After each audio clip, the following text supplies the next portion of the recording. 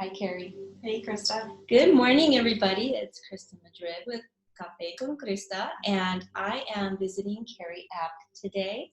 And because we're doing no shameless plugs, you can find out who Kari is later by emailing me or just Googling her. She's pretty awesome. Kari is one of the Wonder Women in my life, and I truly enjoy her. And one of my favorite things about Kari is she never ceases to strive to reach up. It's one of my favorite things. Every time I talk to her, there's always something amazing happening. So I want to share with you a little bit about Kari Abt. Nice to meet everybody. Kari, in your words, who are you? Who am I? I think that's the million-dollar question we all ask ourselves, right? As we evolve and we're always changing and entering new seasons of our lives. Mm-hmm. I think it's something that's always, evolving. So today, I'm a mother and I'm a career woman, and I am just, a fellow soul on this planet. We're all spinning around on the same blue marble, trying to, I would say we're skin bags flying around on the same blue marble, simply trying to wake up to the truth of who we are. And this is a journey that's always evolving. And so, in your opinion, if you're not in tune to your journey, what is a person who's not in tune to their journey? I think that's very, very lost, right? Yeah, you can be lost, but I think when you're not sitting still and dropping into your core and really embracing who you are, and having a knowing that at your core all of the answers are always there. Mm-hmm. Somebody who might not be as in tune with that, I think you can identify those persons who are looking outside of themselves for bigger, better, faster, a real solid addiction to instant gratification, needing something new and different constantly. And you'll see that when relationships start to fall apart, when maybe they've reached a certain place in their business and that's no longer enough.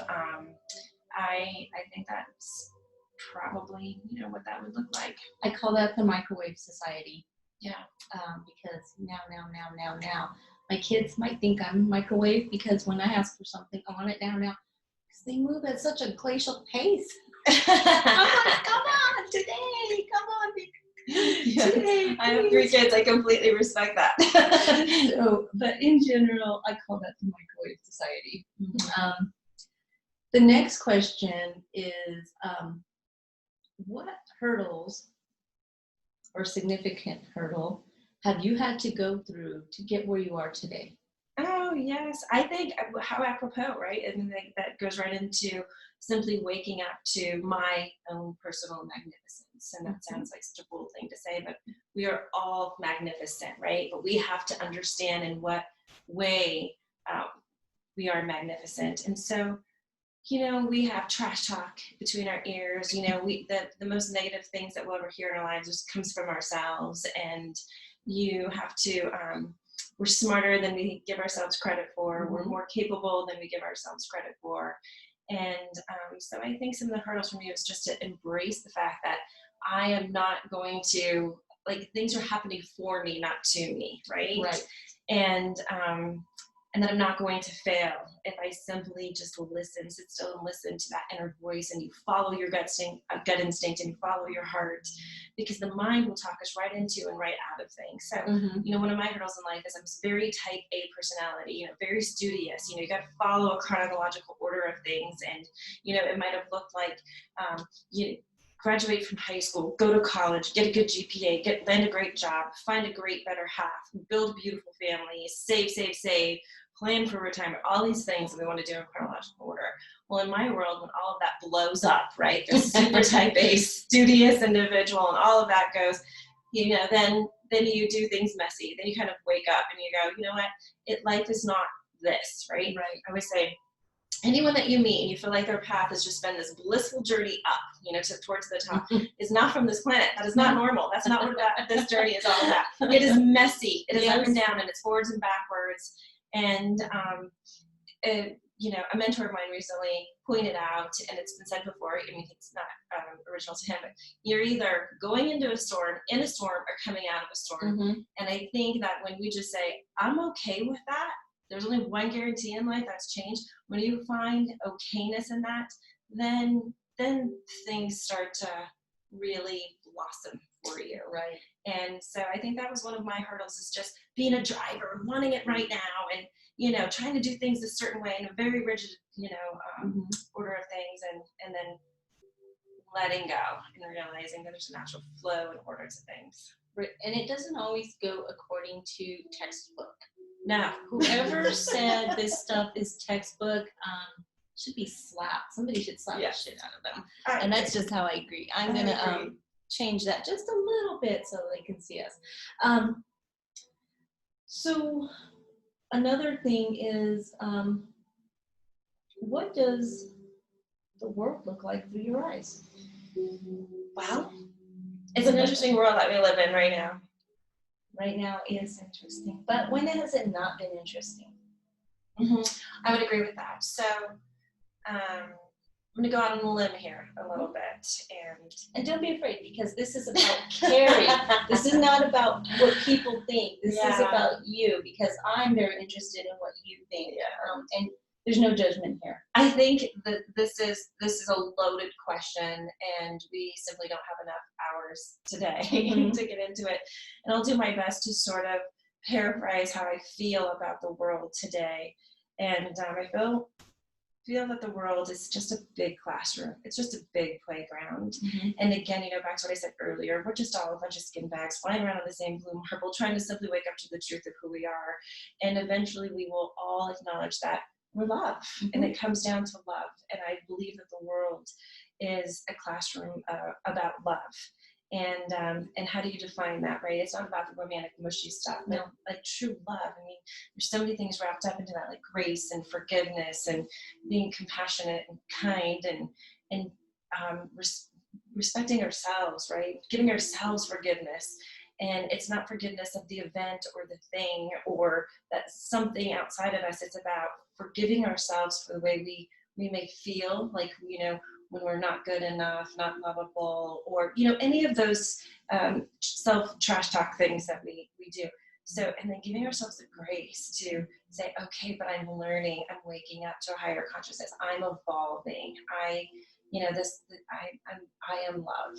And what's so interesting in the world that we are living in today is I believe that our true essence, our magnificence is our breath. It's our soul. It's our creator source. It's our connection to the divine, and however you believe, right? Whatever your everybody believes in higher power. But we've got for me, it's the breath. It's the essence, the truth of who we are. And if you've ever been with somebody when they've passed and when the breath is gone, just the physical changes, there's like instant weight loss and the body seems to shrink. The physical just seems to drastically change in a very short period of time. And you feel it. You feel when that soul leaves. You feel when the breath stops. It's evolved into something else. And what's interesting about the world today is we've been hit globally with this virus, right? Sure. And it'll be a long time before we really understand it. But what I have found to be so interesting is the common denominator is breath, right? Having a hard time breathing.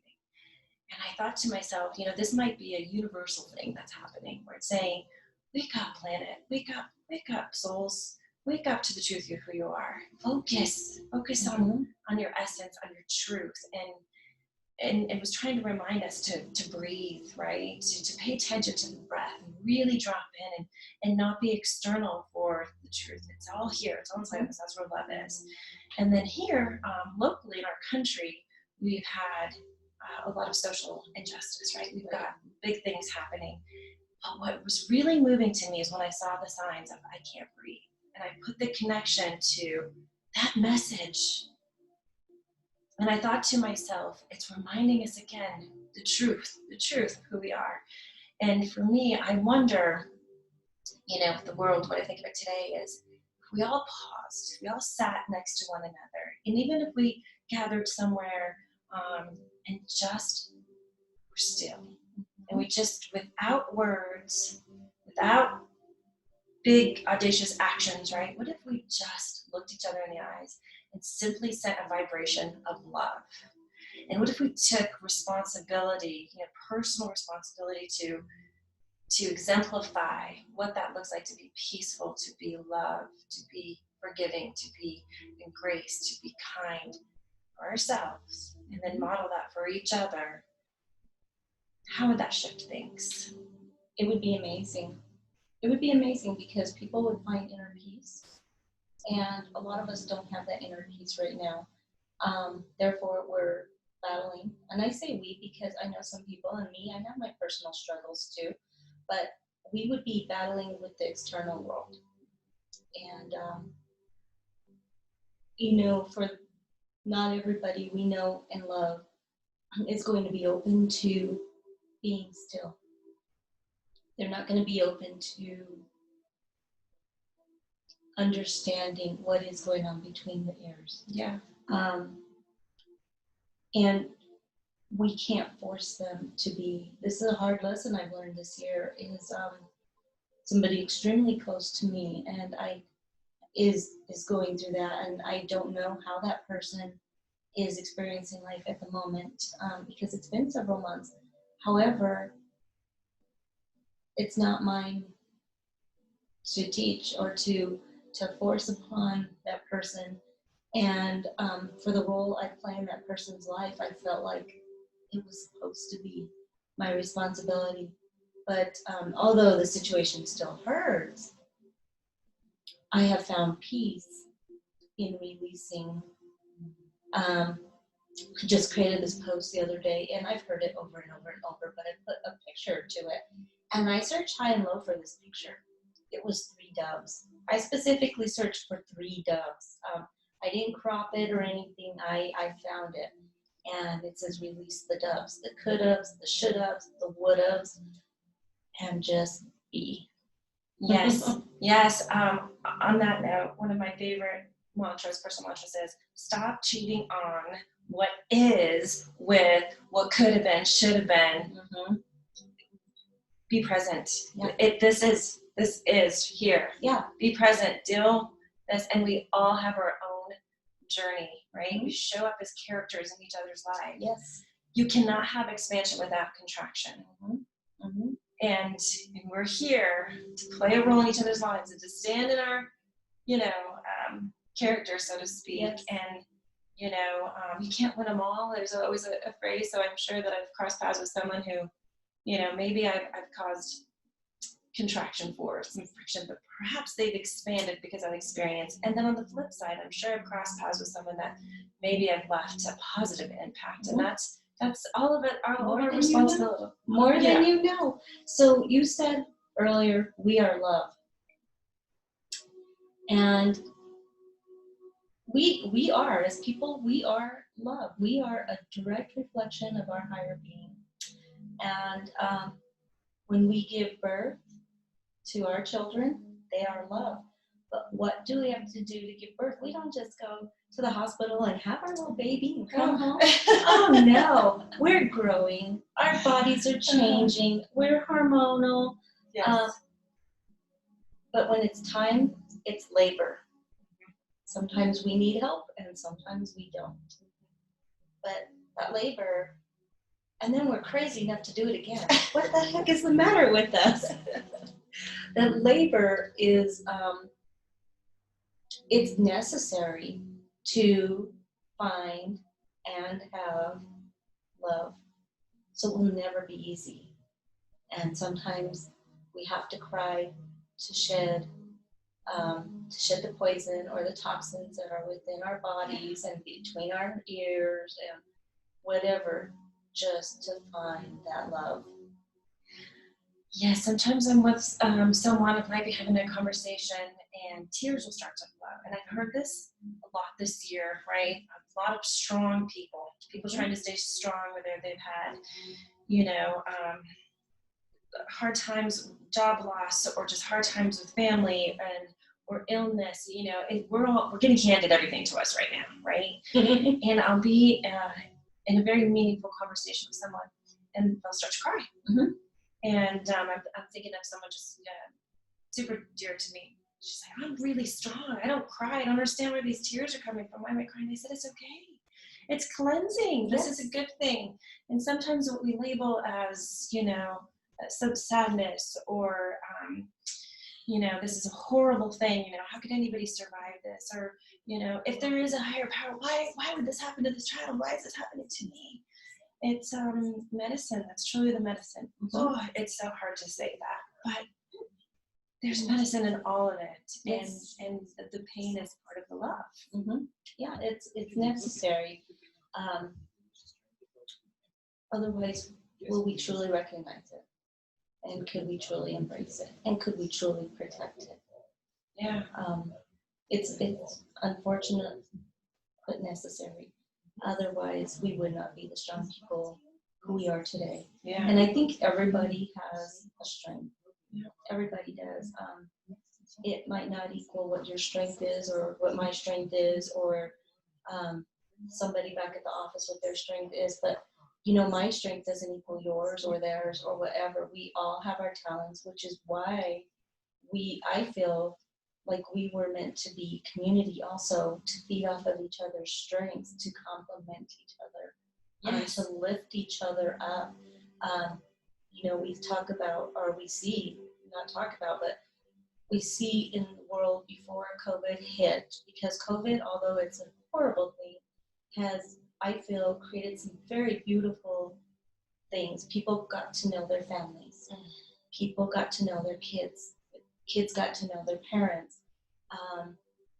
You got to know people. You got to see who's important to you. And for some of us, those were surprising discoveries. And in others, it wasn't so surprising at all. You just got to know people better. And where was I going with this? I'm just saying, for the people who are you're used to seeing them step on other people's heads to get up. Yeah, right. That's not I don't feel like that's what life was meant to be. And now more than ever, stepping on heads isn't getting them anywhere. Right. It's about they're learning how to be lifted, how to accept help, and they're learning how to give hope, and not hope that benefits them, hope that benefits the people in their lives. Mm-hmm. And there's a nice little twist going on, and I don't think that would have been possible without a devastation of this kind. Yeah. And COVID, we're lucky we can recover from it. Not everybody is as blessed to do so, and most of us are lucky we can avoid it altogether. But for the most part, it could have been worse.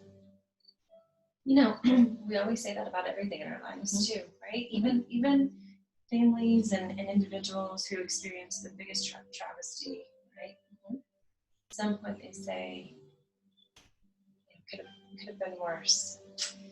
Life is changing. There's tricky rather. It's only one guarantee, and that's change. Yeah. Yeah, absolutely. And it's to figure out how to be okay with that. Yeah, well, we need to be okay with that, because if we're not, it's going to be a rough one. Yeah. United, right? United we stand, divided we fall. That's right. I think that's, part of what if we could all just stand together in a moment of just love, right? We've done it before. Remember, I don't know if you remember this, but when I was a little girl, and I don't think we're far off on age, I think you're younger than me, but when I was a little girl, we did Hands Across America. Yes, I remember. How cool was that? I mean, we couldn't dare do it now because 6 feet apart, 6 feet apart. But we could, because there's always an energetic vibration that's happening, always. So the whole point in standing together, in just in a peaceful way, and just really, feeling that vibration of love, even if you're 6 feet apart, right? There's an energetic field around us so much bigger than 6 Yes. feet. And if you're there and I'm here, okay, and we're 6 feet apart, okay, but and we're just putting our hands out, Mhm. and I'm feeling love, Mhm. sister. You're gonna be feeling my love. That's right. And the next guy's gonna be feeling, and we're gonna do that. Yeah. And then smile. Just stand there and hold a smile, and feel that vibration of Mhm. love, and just see what happens. Is it gonna be a fix all end all be all? I don't know. But I'd rather experiment with that than some of the other alternatives. Wouldn't it be amazing though? It would. Wouldn't it be Let's do amazing? it. Let's do it. I think we should arrange for it. That's our next task. Why not? Crazier things have happened. That's right. So, do you have anything else you want to contribute to the audience who's watching us? Oh goodness, I don't know what else to contribute this early in the morning having coffee with Christa, but it's been wonderful just to hang out with you. Thank you for and, having me over and talk too. about this stuff. Yeah, no problem. Well, we're gonna go ahead and conclude this episode of Café con Christa. And again, if you want to know more about Kari Abt or any of the other guests on the show, please reach out to me, and I will be happy to connect you. Thank you so much for joining us. We hope you enjoyed our first episode, launching on August 13th, this coming Thursday. Talk to you soon.